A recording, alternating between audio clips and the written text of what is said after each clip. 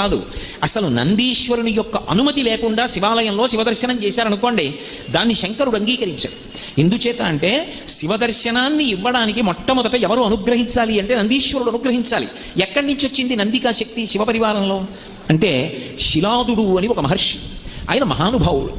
ఆయనకి ఒకప్పుడు ఒక విచిత్రమైనటువంటి కోరిక కలిగింది, నాకు ఒక కుమారుడు కలగాలి, కానీ అందరు పిల్లలు పుట్టినట్టే భార్య యొక్క సహాయము వలన నా తేజస్సు నా భార్య యొక్క శోణితము కలిసి నా భార్య యందు పిండముగా రూపుదిద్దుకొని ఏదో కొన్ని నెలలు ఆమె గర్భము ధరించిన తరువాత బయటికి వచ్చేటటువంటి శిశువు కాదు, అయోనిజుడు కావాలి.